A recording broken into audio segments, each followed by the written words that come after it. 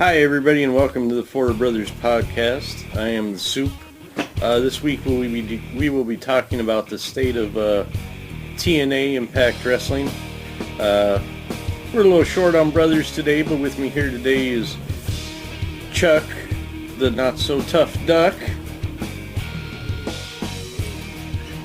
And with me today is Alex, no soup for you, Zeman.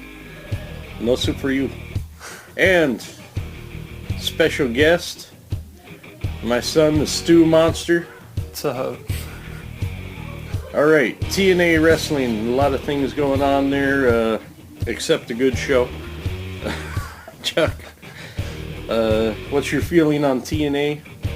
The state of things as they sit right now? Well, I just can't believe how much they're just not creative at all in what they do. But one of my biggest flaws with TNA is this whole AJ Styles thing.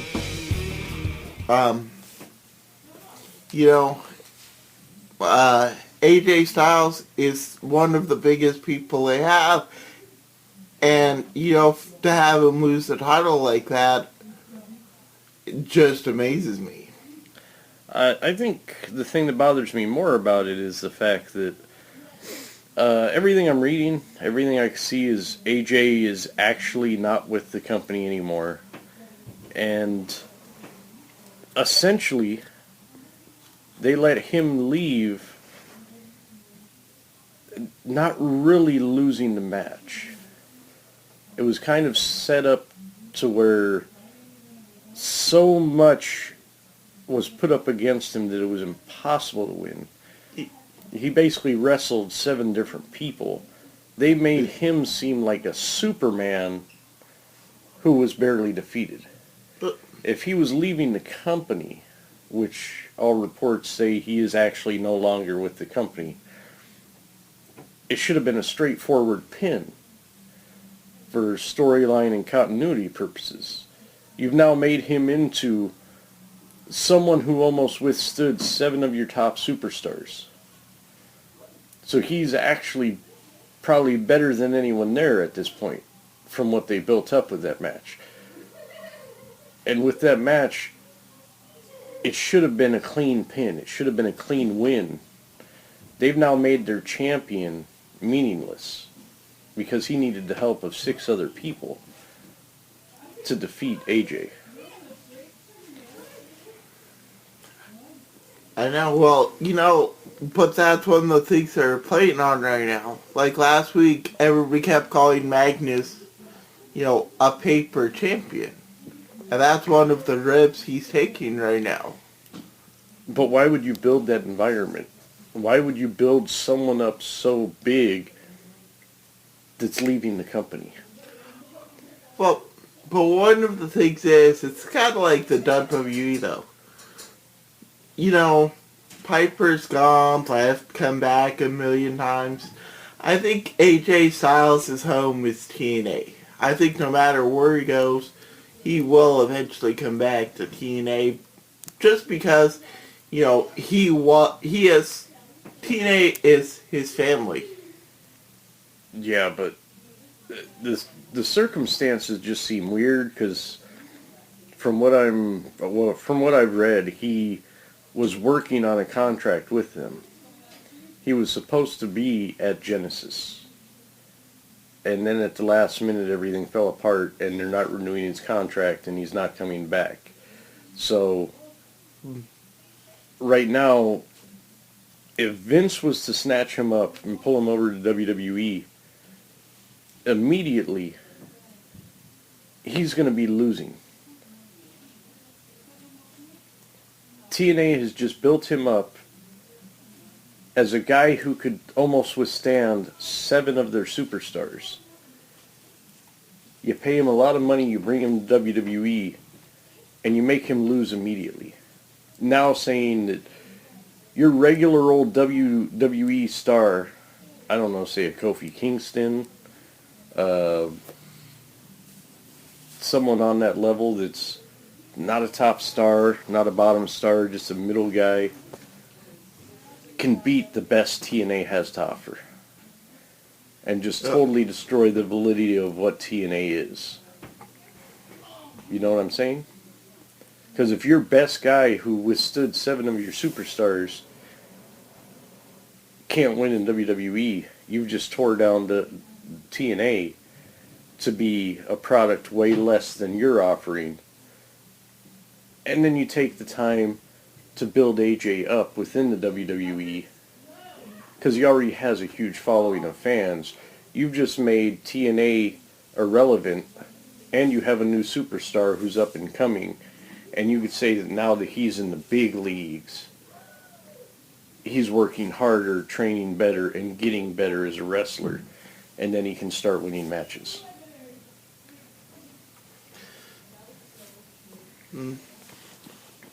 I think TNA's making a lot of mistakes.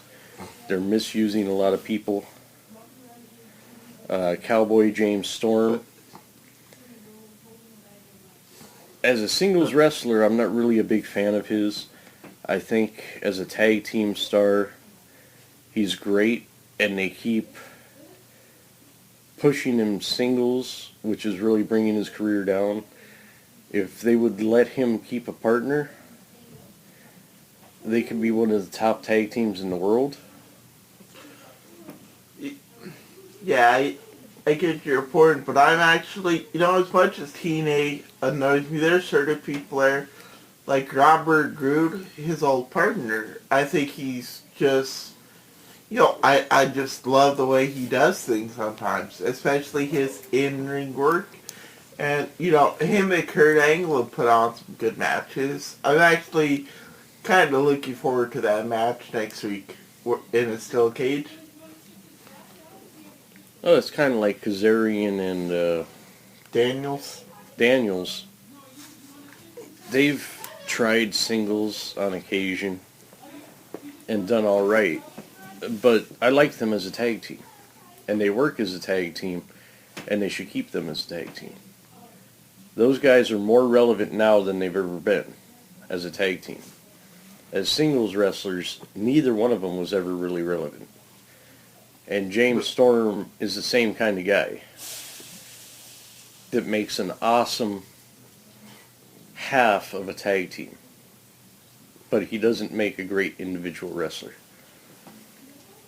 So what you're saying is he's the Jannetty. Exactly. But the thing is, you need to find another Jannetty to put with him.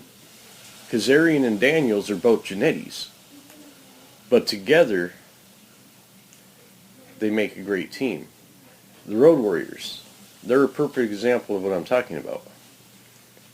Neither one of them ever really had any kind of singles success. Yeah.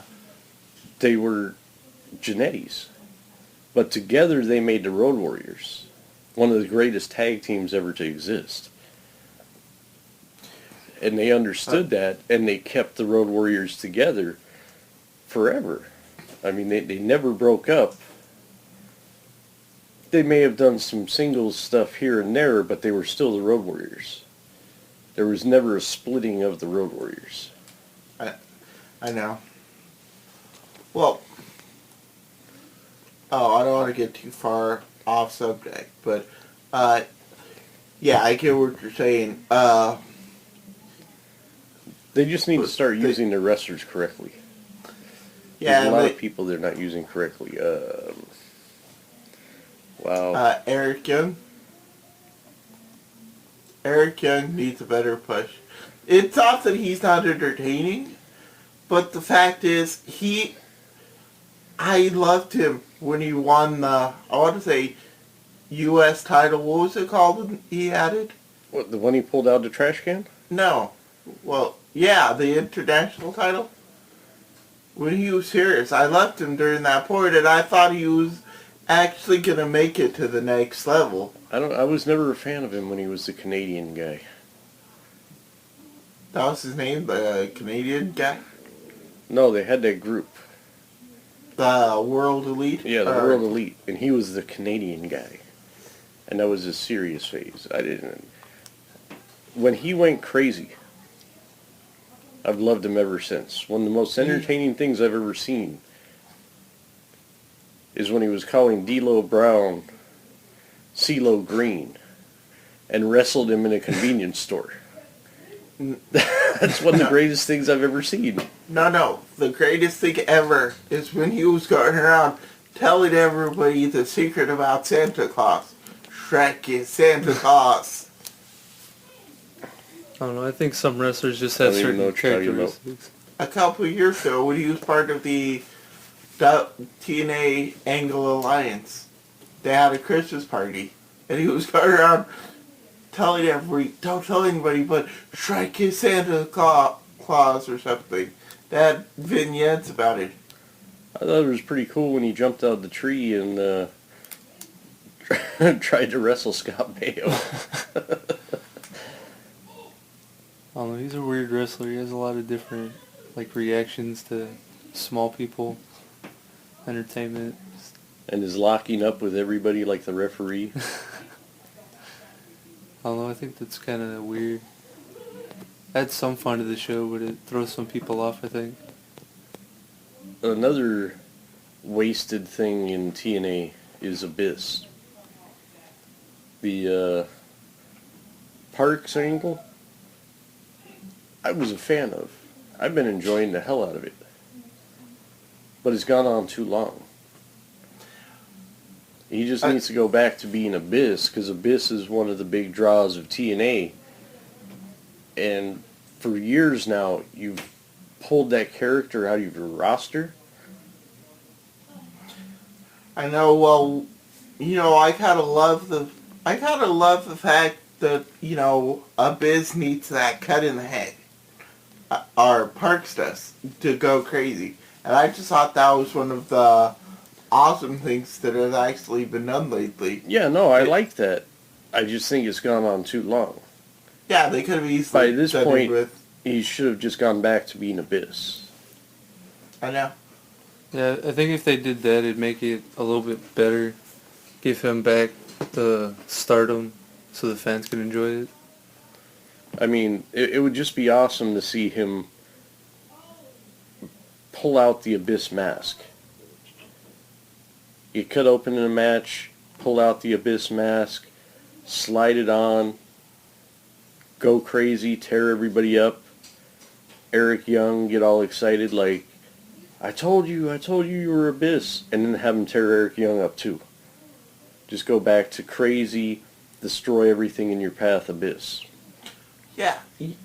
Yeah, it'd be cool to see Abyss and Eric Young, they could create a tag team. A tag team where they're seeing a psychiatrist and they're going around hugging each other. I don't know. That's what I thought was going to happen for the longest time. I thought they were going to pull Kane, Daniel Bryan with Abyss and... Well, it wouldn't surprise me since all of TNA's storylines seem to be storylines from the past few years from other wrestling companies. Well, what did Dixie say the other day? She said something along the lines is it's best for the group or something like that. That really annoyed me, and it's like, really, you're using that phrase as they're still using it over there in WWE? Oh, best for business? Yeah, it wasn't best for business, because if she would have said that, Vince would have been like, no, I smacked her hand. But it was something close to it. Aren't they doing It's something... best for the company. Company. This is our original idea. I'm going to use the phrase, it's best for the company. Well, I know we said we were going to talk about TNA, but, let's talk about the other crazy person in wrestling. Kane. Do you understand what they're doing with Kane? Why he sold out? It's, to me, I don't get it. I would rather see a crazy version of Kane. The storyline doesn't make sense right now. I believe Kane can't wrestle right now. I would guess it's an injury or something. He had to have surgery. Something's going on. But they want to keep him active and working. Well, That's the only thing I can think, because the storyline doesn't make a lot of sense any other way. well, if they want to keep him working, well, there's plenty of people backstage with dental problems that he could work on. I don't know. I think the thing with Kane is, I think if they're gonna change the story and make him go back, they're gonna have him try to act normal and then go back to The fact the Red that Monster. every week in the whatever room they hang the posters and say, "This is the office." The fact that the Kane mask is in a glass case back there every week tells me at some point he's going to snap and go back to being Kane. I know. Well, maybe somebody's gonna steal it. Would it be funny to, it's kind of like when Paul Bear was walking around with a Vader mask going, "It's Paul Bear Tom!"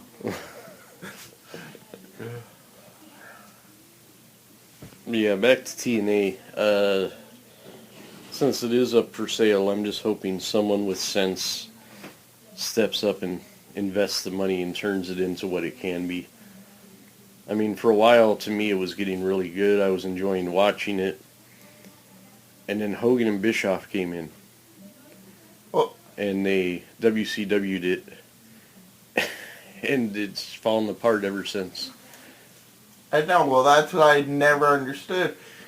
Because, that year, AJ Styles was number 1 in PWI 500.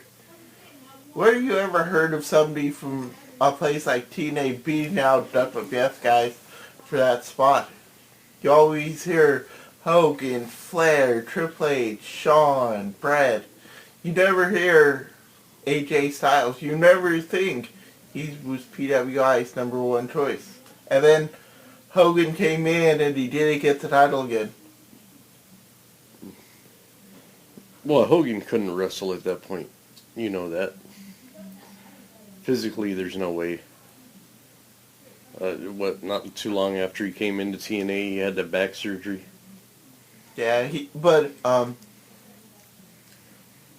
I know. Well, he did a couple of matches here and there. Like, he had those matches with Flair overseas and for TNA during that time. And he had me convinced when he came in it's time for me to finally step up and give back and all that. I know you remember those speeches when he first came into TNA. Yeah. And I'm like, he's really going to help build these young guys. And then him and Bischoff built the new NWO. I can't even remember what they called it. Thought it was like Fortune or something like No, that. Fortune was Ric Flair's new version of the Four Horsemen. Are you thinking? Which I actually was a huge fan of Fortune and was really pissed that they didn't Didn't they end up do just more with it. dropping it, Yeah. making it like separate or whatever? And then Yeah, did Fortune? after they So- after they did their fake NWO with Jeff Hardy, then they did their fake NWO with Aces and Eights, which again was just ridiculous. And Hogan just proved that he really doesn't know what the fans want. Well, I don't know if you ever heard this story, but when Hogan was the bad guy in TNA, he went on a TV show, and he flat out said, "You don't want him to be a good guy again soon." And it's like, no, you don't tell people that. It's still real to me, damn it.